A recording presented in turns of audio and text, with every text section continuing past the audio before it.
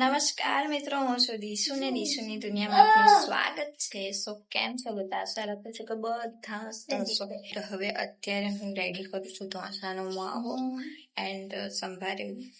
સો આજ બનાવીશ ઢોસા, તો બન્યા રહેજો. લાવવા મેં બટાકા એવું બાફી દીધું છે, નાના નાના પીસ કરી દીધા છે બટાકાના, જેનો માવો બનાવવાનો છે એના માટે. અને સાથે ડુંગળી, મરચા એન્ડ એનો કેવું મીઠો લીમડો કેવું કે એ કટ કરી દીધું છે. હવે હું વઘારી દઈશ. સો આ ઢોસાનો કેરો મારા મમ્મીએ ઘરે બનાવ્યું છે. શું મમ્મી નાખ્યું હતું અંદર? અડદની દાળ, ચણાની દાળ, ચોખાનો ખીરો હોય. છાશ નાખી. સો આ તેલ થવા માટે મૂકી દીધું છે, સહેજ ગરમ થાય એટલે અંદર નાખી દઈશું. જોઈ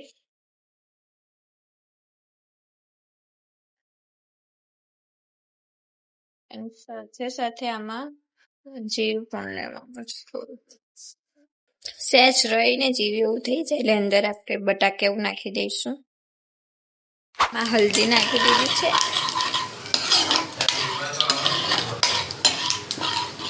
હવે બટાકા નાખી દીધા છે અને સાથે આની અંદર મીઠું નાખીને પાણી નાખી દીધું છે. અત્યારે સાઈડમાં વઘાર કરે છે મારી મમ્મી.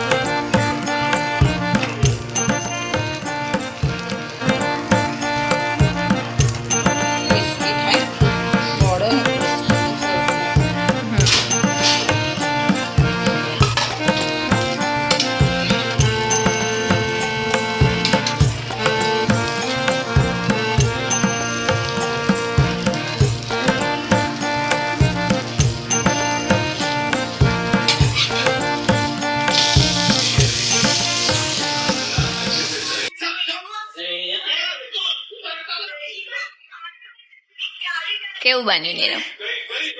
સરસ મજાનું બનાવ્યું. ઢોસા બનાવ્યા અને સંભારના બધી દિશાના મમ્મી ખૂબ સરસ મજાનું બધું બનાવેલું, એકદમ ટેસ્ટી.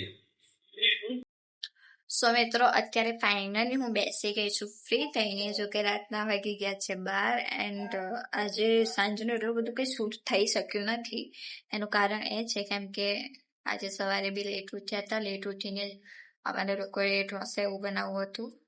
કાલ રાતનું મારા મમ્મીએ ખીરું પલાળી દીધું હતું, તો અમે લોકોએ ઢોસા એવું બનાવ્યું. એન્ડ બપોરે બહુ જ થાકી ગયા તો સૂઈ ગયા. એન્ડ સાંજે ઉઠ્યા તો અમારા ઘરે આવ્યા હતા ગેસ્ટ. તો ગેસ્ટ આવ્યા ત્યાંની એટલે કંઈ વધારે બધું શૂટ થઈ શક્યું નથી. હવે ફ્રી થઈને બેઠી છું અને ફ્રી પણ 12 વાગે થઈ. અત્યારે પણ થાકી ગઈ છું. કાલથી સ્ટાર્ટ કરીશું રીલ્સ.